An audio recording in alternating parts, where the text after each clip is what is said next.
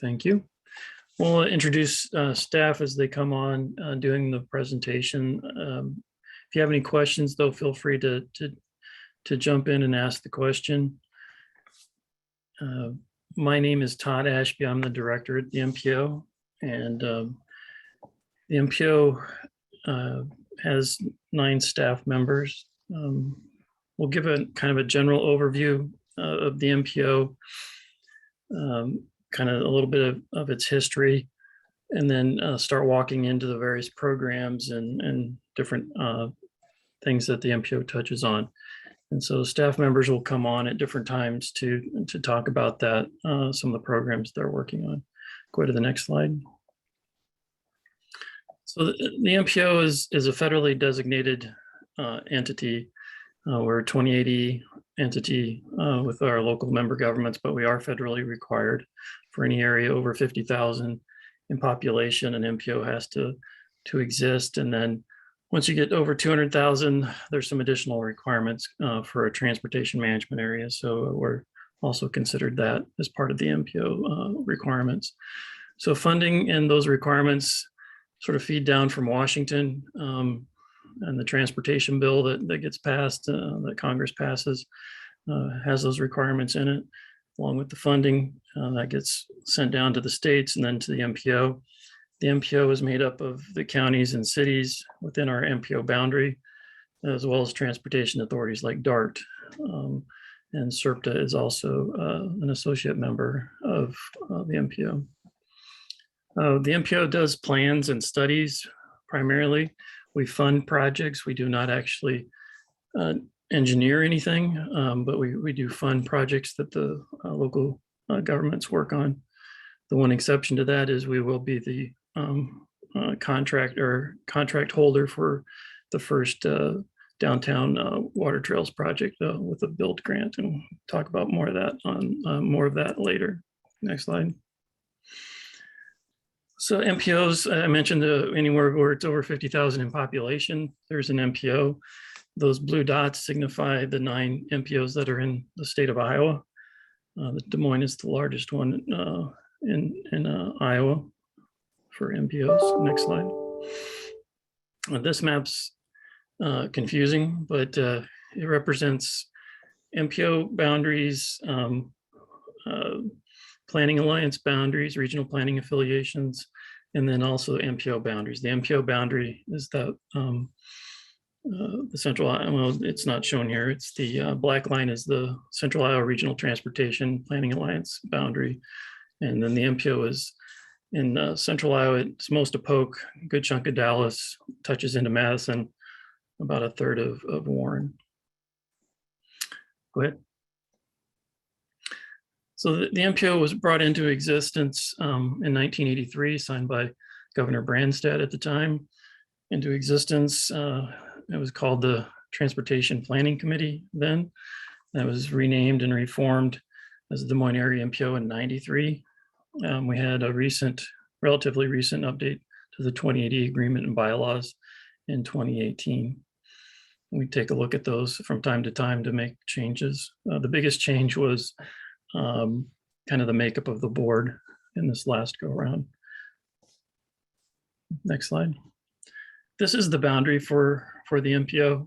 As I mentioned, it encompasses most of the communities within Central Iowa, Polk predominantly, and then, as I mentioned, goes into Dallas, touches into Madison, and then about the top third of Warren County. Some of these communities are associate communities, meaning they don't have a voting membership, such as Cumming. Indianola, which is off the map, and Adel are also associate members, but the rest are voting members to our board. With that, I'm going to turn it over to Dylan to walk through the next set of slides. Hi, everyone. My name is Dylan Mullinex. I'm the assistant director here at the MPO. And I'll talk to you about the next couple of slides and then get into, I also work on budget type things. So when that time comes, you'll hear from me again. Also, before I forget, there's a representative handbook that we put together that touches on a lot of the same things you're going to hear about in this presentation, but goes a little more in depth. So I'm going to put a link to that in the chat.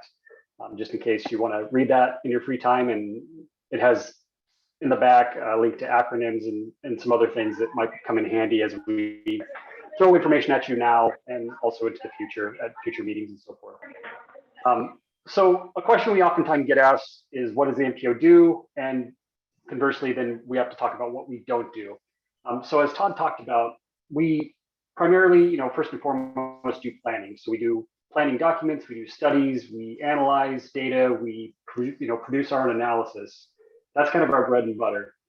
We also allocate federal transportation dollars, particularly Surface Transportation Block Grant or STBG, as well as TAP, the Transportation Alternatives Program. And we'll talk more about those funding programs later. Because the MPO has all those local governments come together, we're a pretty good forum for intergovernmental coordination on various issues, both transportation issues as well as some non-transportation issues. We also, we'll talk about in a moment, have some public participation requirements. So we are a pretty good forum for educating the public, both on what we do, as well as anything else that's just of regional significance. We're a good venue to do that kind of thing. And then we get into legislative advocacy. So on all of our policy agendas, policy agenda meetings, we have an update on federal or state legislative issues of interest to our member governments. So like I said, conversely, then we have to talk about what we don't do. As Todd said, we don't build, own, operate anything, with the potential exception of the Water Trails project that we'll talk about later. We don't enforce traffic laws. We are not the same as DART, so we don't operate the transit system. We don't get into other types of planning, really, especially land use and planning and zoning, except by contract. And we'll talk about our contracts later too. And we also don't get into other types of transportation funding, at least in terms of its allocation, other than those two programs I already talked about. There's some funding programs where we maybe sign off on it or we provide support to it, but those are the only two programs that we actually have control over that we allocate. As Todd also said, there are some federal requirements that are placed upon us. Those requirements come out through US code, and anytime there's a transportation bill, such as one we had late last year, those requirements get amended or revised slightly. So there's really a core group of programs or requirements that we have to do. And we'll talk about all of these in turn later on through this agenda. But the work program is really our budget, what we're going to do for the year for our member governments. The long range transportation plan is looking at what we have to do, what we want to do as a region over the next 20 to 30 years in terms of what we want our transportation system to look like. The Transportation Improvement Program is a 4-year collection of projects that receive federal funding. So it's kind of similar in ways to a city's capital improvement program. And then we have to have a plan that shows how we're going to engage with the public and share that kind of information with them. We also have to administer those funding programs that I talked about. We have to have a decision-making body. There's additional requirement that goes along with our long-range plan because we are an MPO over 200,000 called the congestion management process. So those are really the handful of things we have to do, and everything else that we do helps support these in some way. So we might be doing a study that will ultimately help us understand what the long-range transportation plan should have, or what kind of projects we want to support, those kind of things. So all the other programs and projects all help feed up into these requirements in some way. Getting back to our committee structure and our membership, we do have 20 voting member governments. Those were in that map that we showed you earlier. To be an MPO member, as Todd said, there's associate members and there's full voting members. So to be a full voting member, you have to have a minimum population of 3,000 and be located within that planning area boundary. And then from there, any additional representation is based on population. So everybody gets a representative at 3,000 population. Then you get additional representatives when you hit 50,000, 100,000, and every 50,000 thereafter. So all said and done, at the end of the day, we have 26 voting representatives. We also have a number of associate advisory voting members, as Todd talked about. So any communities that are either within our planning area boundary, but below that 3,000 threshold, or that are located outside of the planning area boundary, but want to be, part of the conversation, they can be on the MPO. They don't pay dues, they don't get a vote, but they can be at the table, to hear the conversation. And additionally, we have some advisory members, and those are organizations such as the Iowa DOT, the airport, Federal Highway Administration, and organizations like that just help advise and are, again, they're at the table just to lend their support for us. This used to be a lot different up until a couple of years ago. We had about 50 voting members, which got pretty unwieldy. So when we did our strategic plan back in 2018, there was a decision made to reduce the number of voting representatives, and that's been helpful, both logistically and also just for the conversations that we have. Within the policy committee, there's a subset that's our executive committee. And these include our officers. So we have a chair, vice chair, and the secretary treasurer, as well as the immediate past chair are the 4 officers. And the makeup of the executive committee is, so there's 11 members. Any communities over 50,000, as well as Polk County, receive automatic representation on the executive committee. Des Moines actually gets 2 representatives. And then any communities under 50,000 are broken up into one of 3 sub-areas, and each sub-area has 2 representatives. So that's how the math works out to get to those 11 members. The process to select the executive committee happens every year. So again, those designated reps, they get to pick who they want, and the sub-areas collectively get together and elect who they want to serve on that executive committee. I should note too, on the policy committee, it's up to the communities of who they want to have on those committees. So a lot of them have elected officials or high-level, city manager, high-level staff, city managers, and so forth. But there's nothing that says they have to have that. And we had in the past where it might be a citizen or a former mayor or something like that that serves on those committees. Looking more holistically at our organizational structure, you can see those 2 committees we talked about, as well as the technical committee, serve as the backbone to our structure. They form that decision-making process. Everything starts with the technical committee, then goes to the executive committee, then goes to the policy committee. We have a number of policy subcommittees and advisory groups shown on the right side of the screen there. And I won't go into a lot of detail on those, but in terms of policy committees, the Surface Transportation Program Funding Subcommittee is probably the one you'll hear the most about and who's the most active. They help us they're kind of the steering committee to help us figure out where we want to spend those dollars that we receive from the federal government.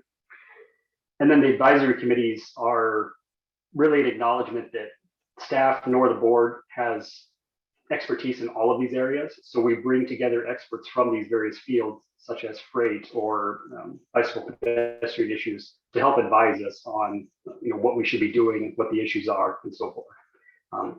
And each staff person on the MPO staff kind of takes one of those, and they're open to whomever. So policy members, general public, anybody can participate in those for the most part. And then in terms of staff, as Todd said, we have 9 people on staff. And then we have a couple of interns, typically 1 or 2 interns throughout the year. So these are the various positions. And as Todd said, once we get into the subsequent topics here, they'll introduce themselves and you'll kind of start to understand who works with what topics as we, each staff person kind of takes on, someone works on freight, someone works on bike ped issues, that kind of thing. And because we're relatively small, we have to do, each staff person takes on multiple topic areas too.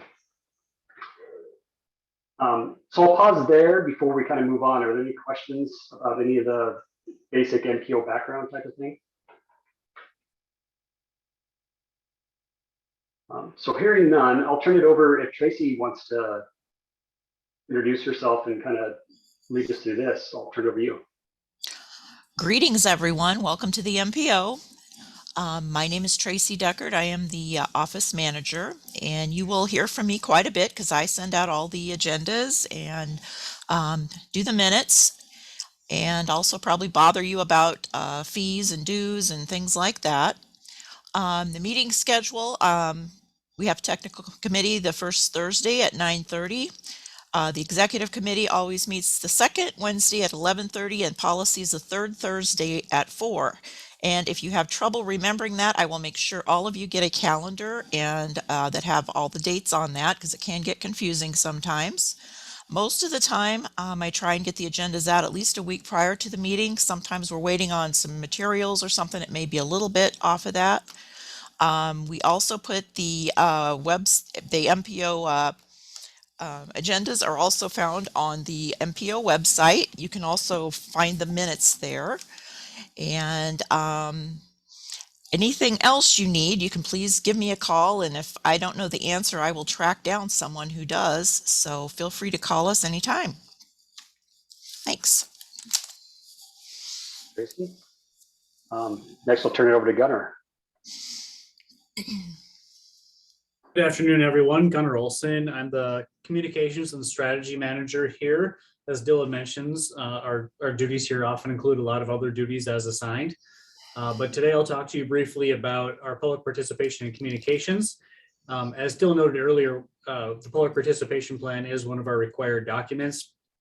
And it is exactly as the name implies. We lay out a plan for our public engagement processes for all of our required documents. And that's what we look to anytime we're working on one of our required documents and making sure that we have the adequate public participation. It does include a Title VI plan as well as a language assistance plan to ensure we're reaching our populations as best as we can. I will note that the MPO is visible on a few different virtual platforms. Our website is ground central for all of our information, so dmampo.org. We also have a presence on facebook.com or Facebook, YouTube, and Twitter.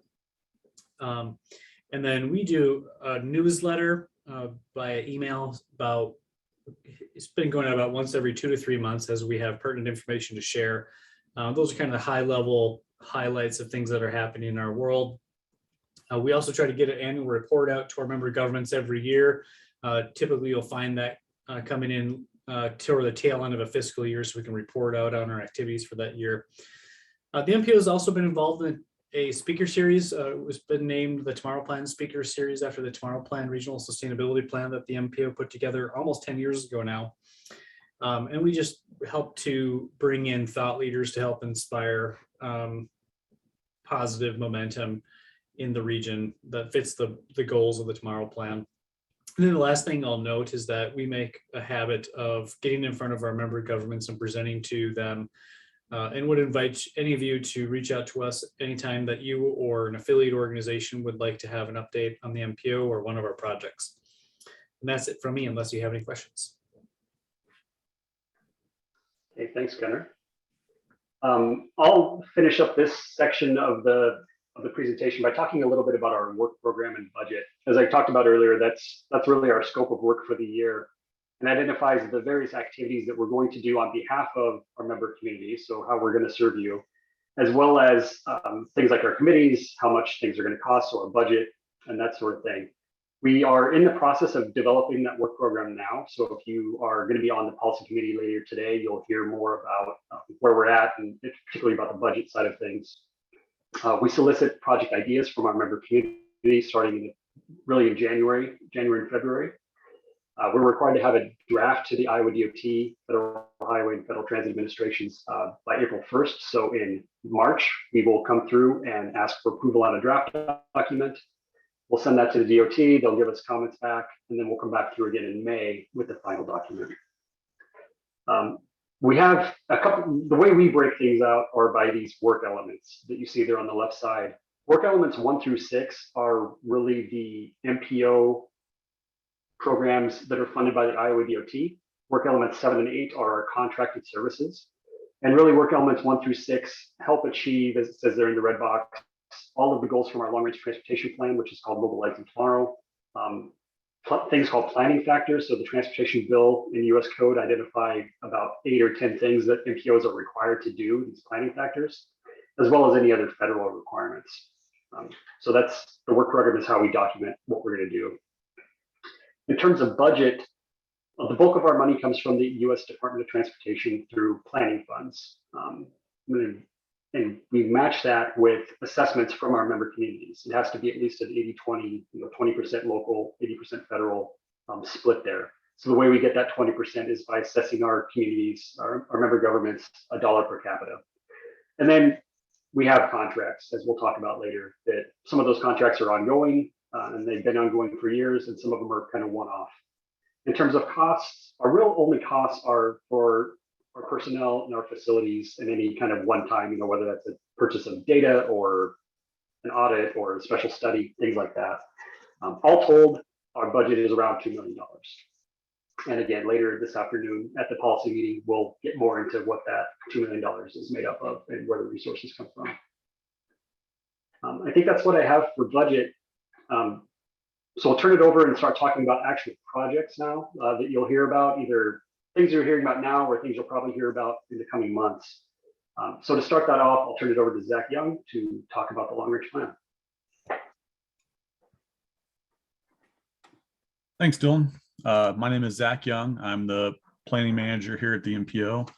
And as Dylan mentioned, I'll go over several things here, including the long-range plan and some of the major projects that we're currently working on. So to kick it off, our long-range plan is one of the main documents that we're required to complete by the Federal Highway Administration. This document kind of outlines all of our long-range transportation projects that are going to happen over usually about a 35 to 40 year period. Our last long-range plan was adopted in November of 2019. And as I mentioned, we are required to update that every 5 years. So we're looking at our next update being due in November of 2024. Typically, we'll kick off working on the long-range plan about 2 years ahead of that. So probably this fall, we'll start digging into some of the background work on the next long-range plan update. But as I mentioned, it identifies all the projects that are going to happen over the coming decades, policies and funding necessary to achieve that vision that we outline. Next slide. Our long-range plan is divided up into 4 main goal areas. Those are enhancing the multimodal transportation options across the region, making sure that we're managing and optimizing our existing transportation infrastructure and services, improving the region's environmental health, and furthering the health, safety, and well-being of all the residents in the region. So those are kind of the 4 main areas that we look at. Next slide. On the long-range plan, just real quickly, I'll note that when we develop that, we typically have a steering committee, usually made up of about 12 individuals from our committees that help us kind of guide the direction that we're going to go with that long-range plan. And as I mentioned, we'll start kicking off more work on that probably in the fall. So you will hear more about the long-range plan here in the next few months. Some of the major projects that we're currently working on, one that we've been working on for quite a while now. I think we've been working on this for probably about 10 years, if not just a little bit longer, is the Des Moines Transload facility. So this facility is unique in that the location we found for this has access to 3 Class 1 rail carriers. To give you an idea, only 25% of shippers in the nation have access to more than one. And by having this higher level of access, basically improves competition and reduces prices for companies who want to ship using rail. This facility, which is just about ready to go operational, is the first kind of rail option that we have in this region. Any company previously would have to send their product down to Kansas City or over to Omaha or over to Chicago, maybe up to Minneapolis to get it onto rail cars. And that costs money for them. So this is an option that they'll have now in the region, and it'll help them reduce their shipping costs. We, as I mentioned, have been working on this project for about 10 years. It's really kind of picked up over the last few years. We applied for and received an $11.2 million build grant for this project, which really helped kickstart the project and get it to where it is today. And as I mentioned, that project is essentially operational today. They had their first delivery of product a couple days ago.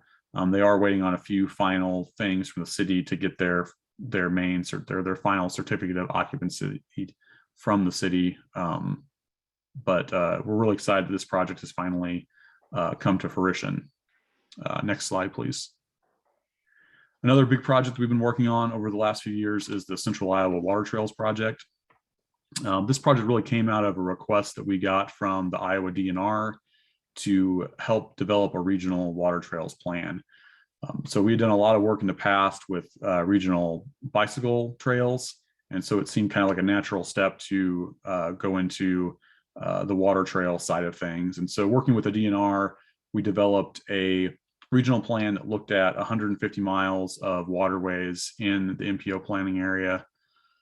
And we completed that plan, and that kind of led to where we are today, where we're looking at actually implementing some of the steps in that plan, specifically around the downtown area. The MPO applied for and received a $25 million build grant to help complete some work on Scott Avenue, as well as 4 of the regional sites in proximity to downtown. And so we're in the process of getting bids on that project to kick off construction. And we'll be looking at probably about a 2-year construction window for the Scott Avenue and those regional sites in the downtown area that will wrap up probably sometime in 2024.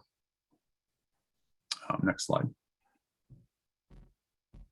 Purple Water Highway is another project that has been in the works for quite a while. This is looking at Iowa 5, US 65 around the south and east side of Des Moines. We currently, do not have an interstate ring around the city. What we've learned over the years, especially through the Des Moines partnership, is that it's challenging for site locators for locating new businesses here in the metro. A lot of the site locators are looking for cities that have an interstate ring around the whole city. And because we don't have that, what we're finding is a lot of times Des Moines is just kind of knocked off that list before they've had a chance to see that it actually would be a good place for them to locate businesses. So as I mentioned, we've been working for a long time with the Iowa DOT and Federal Highway, as well as local stakeholders and partners, the agricultural community, to try to find a solution to get interstate status to Iowa 5 and US 65 around the city there. There are obviously some challenges that we face with this, regarding minimum speed limits and weight restrictions that would apply if it were to be named an interstate. So we're looking at solutions to get around those requirements, be able to achieve interstate status for this while also still being able to serve the agricultural community that depends on a portion of this roadway to get to some of their farms and some of the silos they need to deliver product to and from. Next slide. I think that was my last slide, so I'll turn it back to Dylan. Thank you. All right. Thanks, Zach. One other project we'll talk about in this section is what's called the Integrated Corridor Management Project. And this is something that the Iowa DOT is leading, but the MPO, as well as many other local jurisdictions and DART, are heavily involved with. And the basic concept with the Integrated Corridor Management is that we'll look at how to better manage and operate the system without having to build more capacity into the system. So looking at things like using technology for improved signals on arterial roads that might lead into the interstates, or if you're familiar with ramp metering, which you see in a lot of other larger cities where they have what looks like a traffic signal on the on-ramps onto the interstate to kind of regulate the flow of traffic onto the interstate. Looking at things like that, and also looking at more creative use of this system that we have now. So maybe using the shoulders of the interstate in certain conditions to alleviate traffic rather than trying to build more lanes onto it all the time. So this has been going on for a couple of years. Like I said, the Iowa DOT is the lead, but the MPO, DART, all the local jurisdictions, Federal Highway Administration are all key collaborators in this. And there's various elements to it. So in addition to managing the system for kind of peak hour and what you consider regular recurring congestion, also looking at event management and how we can manage traffic for kind of those special circumstances, special events.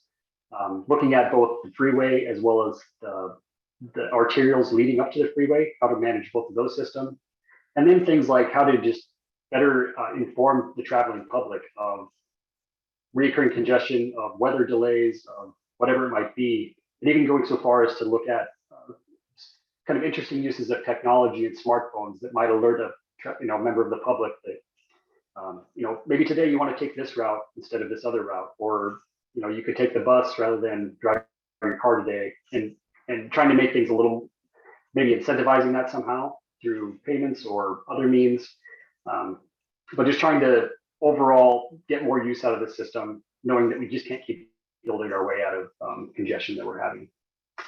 That project's been going on for several years now, it seems like, and hopefully we'll get more conclusion to it this year. It's been delayed a little bit because of COVID and some other issues, but we should start hearing more about that later this year.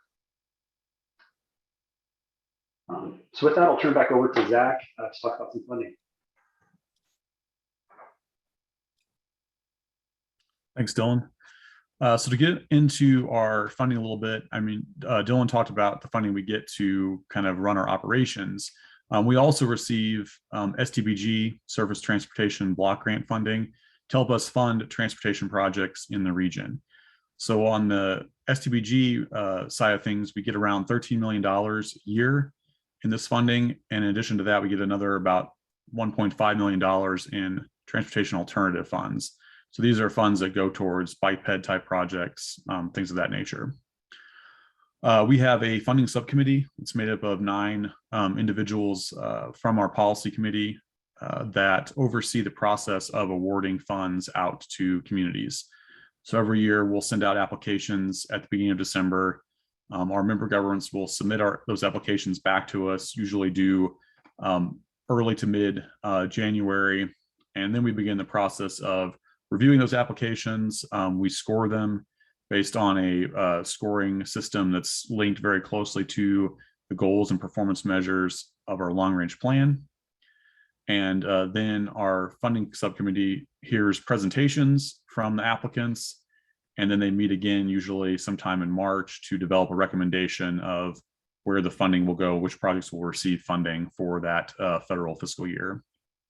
All the funding, or all the projects that are awarded, end up in our transportation improvement program, which we'll touch on in a little bit more detail here in a minute. The table there on the side kind of gives you an indication of some targets that we have from our long range plan of where that funding is kind of allocated towards. These are just targets. This is not any requirement that we have to do this, but just to try to meet our goals and stuff, we have set up these targets. So we have a number of different categories that they can submit STBG projects under, those being system capacity. So these are any projects that add capacity to our roadways. So that might be a completely new roadway, or it might be, changing a 2-lane road into a 4-lane road or something of that nature. Bridge projects, maintenance, system optimization, and transit. And then you can see the breakdown of percentages there. For system capacity, we're targeting about a maximum of 30% usually for those types of projects. And then the rest of these are minimum. So for bridge, we'd like to see about 20% minimum of our funds go towards bridges. We want to make sure that we're taking care of the bridges in our region. The maintenance category, which we've actually renamed that to a major reconstruction replacement, just to avoid some confusion. We're not funding basic maintenance like potholes or crack sealing or things of that nature. We're talking about major reconstruction and replacement when we talk about maintenance and our funding. So we're looking at a minimum of 25% for that category, system optimization a minimum of 15, and then transit a minimum of 10. Next slide, please. So I believe Aspen is on, and I will turn it over to her to talk about the tip. Thanks, Zach. I am in person here with some folks. Can you guys hear me and see me? Maybe. Yeah, we can hear you. Okay. So the transportation improvement program is more or less just a list of all the surface transportation projects happening over the next 4 federal fiscal years that are eligible for aid within the NPO region. And we update this annually because we're required to, but also knowing how our transportation system is currently moving goods and people, what changes are coming, and which funding sources are being used helps our region work together in achieving those long range goals in the Tomorrow Plan and things like that. So next slide. We start this process in the spring. And so the tip development is just, I go through and look at all the projects programmed within the next 4 fiscal years and who their sponsors are. And I reach out to communities to see what changes are upcoming and if we need to move funding, are there new projects. And then we have the tip approval, which we internally review with our staff first. Then we go ahead and do some public comment, and then the MPO approves it, and then we submit it to the DOT for final review. The first draft is done in May, and then the final draft is done in June, and then the DOT finally approves it in July. We just account for those changes between June and July. And then during the year, if there are any sort of revisions to the tip, so funding needs to move, or a project is not happening when folks thought it was going to happen, there are two types of revisions that we do. The first are administrative modifications. These are minor changes. So funding is moving from one year to another, but the project scope stays the same. And then there are amendments, which are major changes to these projects. So that would be the changing of the scope of the project. So, you know, extending the project boundaries or something like that. And so those are submitted to us, which then we update with the DOT. Next slide. And so again, this is all put together in one document.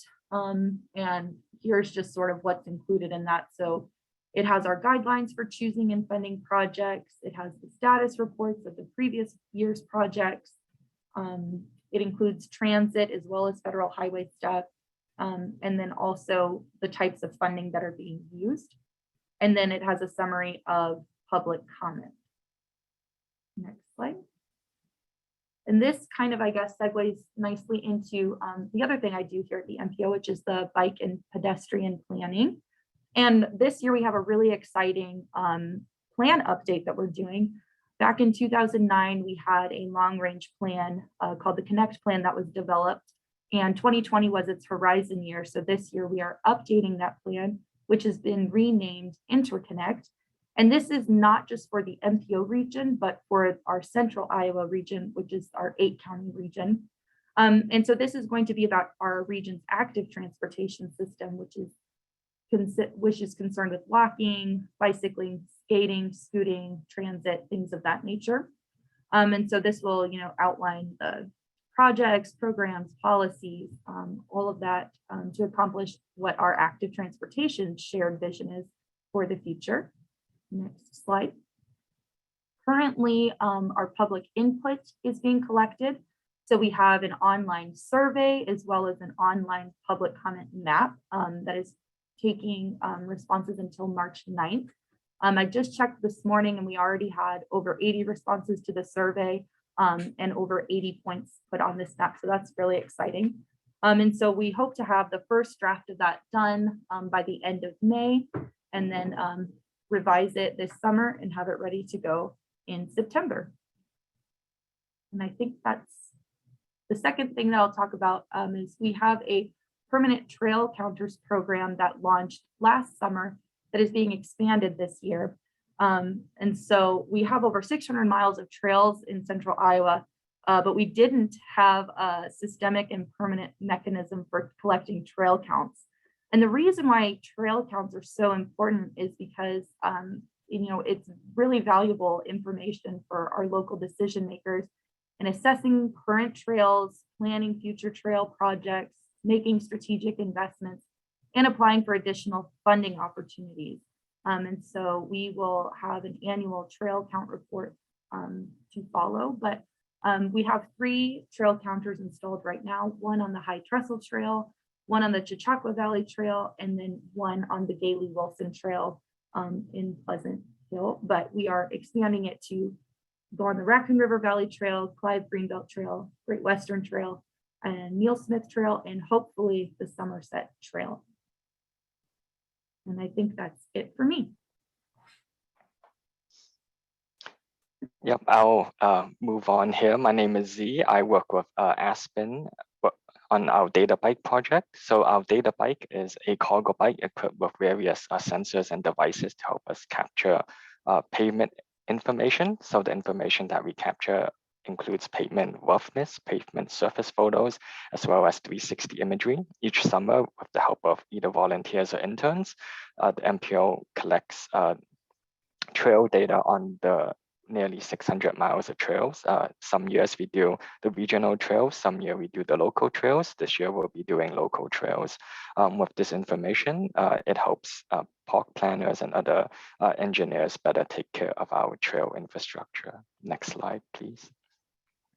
So our data bike 360 images are uploaded to Google Street View, where they have gotten more than 2.5 million views, and all the data that we collect with the data bike is published every year in reports.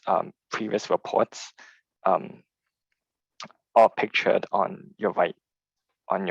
And we also upload the data onto an online interactive map that you can check out on the MPO's website. Next slide. And in terms of other data collection and performance measure, that's something that I touch on as well at the MPO. So MAP 21 and FAST Act are national legislation that the MPO follows, and this set up a performance management system where MPOs and state DOTs report performance measures and set goals. Most of the MPO performance measure areas, the MPO mainly supports the Iowa DOT's performance measures. Very generally, these performance measure areas are safety, infrastructure conditions, system performance, and transit. These national performance measures, as well as other regional performance measures, can be found in our Mobilizing Tomorrow plan. Next slide, please.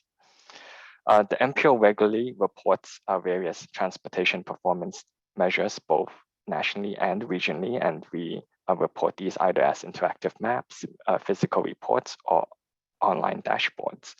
These are all available on our MPO website as well. Next slide, please. I'll hand it over to Andrew to talk about some pavement condition. Yes, thank you. So one of the things that we do work on as part of our performance measures is pavement condition. We have been collecting pavement condition information or tracking pavement conditions since 2013. Pavement data is collected on all paved roads in the MPO planning area and the SERPA area every other year. That data is calculated into a pavement condition index, or PCI, which is a score for road segments. And city and county PCIs are typically calculated differently. Next slide. As part of that process, we track performance of our pavement system across the metro. This is just an illustration of one of our reporting metrics. We do look at average pavement condition index, the percentage of roads in poor or worse condition. Since 2013, we've been trending down, but in the last couple of years, we've actually been trending upwards. Next slide. And this is another illustration of the type of information that we report. This is just a comparison table for 2019 data across all of our member jurisdictions. Next slide. That is it for me.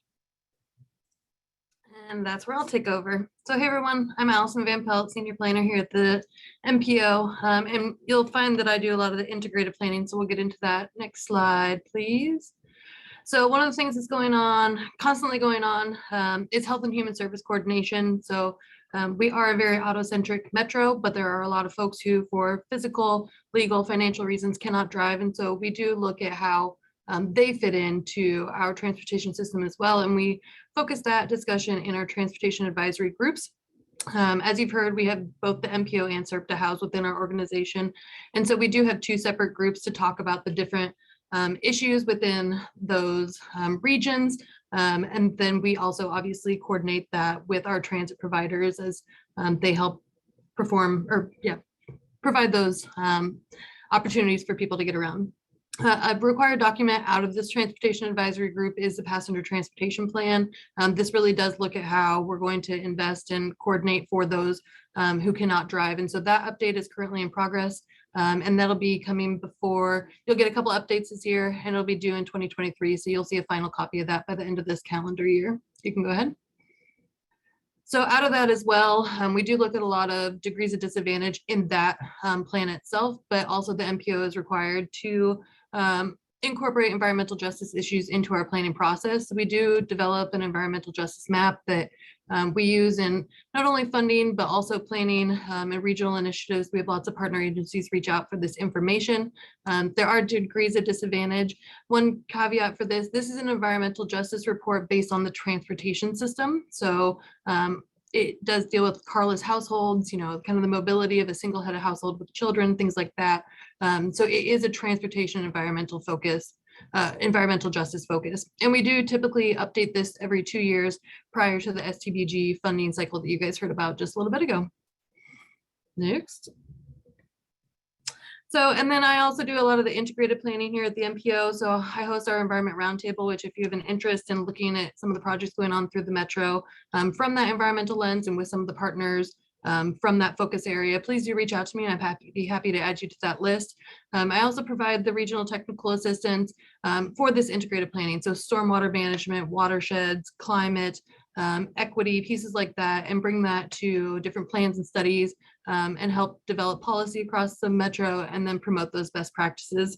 And as you heard, we do have a new infrastructure bill. And one of the things that came out of that is an emphasis in the planning factors for climate and resilience.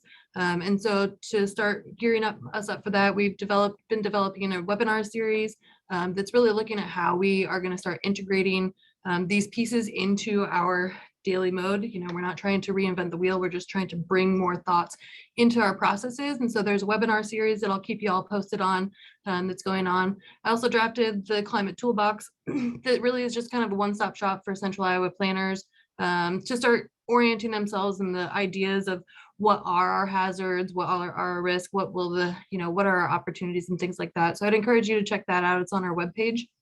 And then one of the more recent things is we did become an ICLEI USA regional affiliate member in January. And so that has opened the door for the MPO to start producing our greenhouse gas inventories for our member communities.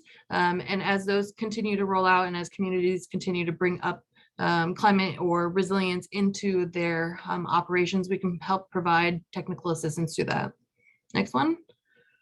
And the last thing I'll just touch on is we do have a watershed management contract. You'll see contracts is kind of the theme for the rest of this.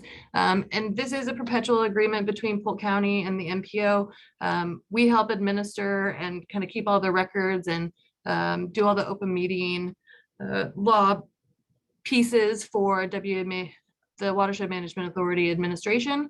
I also help to integrate the planning pieces into that. So how do watersheds affect other things, vice versa, provide some mapping support, plan and policy development, as well as you might have heard of the RAIN campaign. And if not, I suggest checking out raincampaign.org. But we do help with the outreach and education on what a watershed is, how you can be involved in things like that. So reach out anytime. I'm happy to meet you all and welcome to the MPO.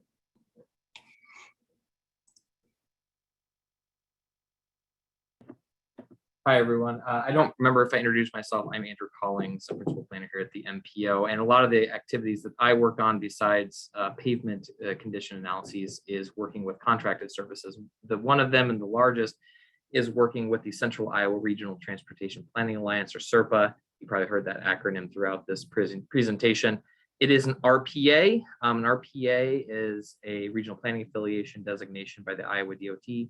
If you are not in an MPO, you're in an RPA. So we are the RPA for the A County area outside of the Ames MPO and Des Moines MPO areas. RPAs are not federally required. They're state creations, but they are often referred to as mini MPOs. So RPAs have many of the same required documentations, having a long-range transportation plan, updating the TIP every year, implementing STBG and TAP programming. So a lot of those things, although not federally required, are something that as staff we administer and do for the RPA. Next slide. In addition to that, we also have been working on the Economic Development District for Central Iowa, something I think many of you have heard of. An EDD designation was officially announced last month, and that the corresponding organization, MIPA, which is also probably what you've heard of, the Mid-Iowa Planning Alliance for Community Development, was also formed, and that's something that the MPO is going to be working with ongoing for the foreseeable future. Next slide. And last but not least, housing trust funds. The MPO also administers 2 housing trust funds in Central Iowa, the Story County Housing Trust and the Central Iowa Housing Trust Fund that covers Boone, Jasper, Marion, and Warren counties. Those are 501c3 nonprofits. They are designated housing trust funds by the Iowa Finance Authority and awards funding to various housing projects in the amount of over $600,000 on a yearly basis. And I don't have slides for this, but in addition to these ongoing contracts, we also have one-off contracts that we do work with communities, mostly in the SERP area, on whether it's grant writing for CDBG, or if it's helping communities with updating their comp plan, like in Hartford, updating some zoning ordinances like in Marion County. Those are the kind of things that I work with as well as other staff. That's it for me. Thanks, Andrew, and thanks everyone else. So we're running up against our time here, and the MPO policy meeting is starting at 4, and we use the same Zoom account, so we'll need to shut this down real quick so we can get the other one up and going. But before I do that, are there any questions that anybody has? Just real burning questions that we can answer quickly?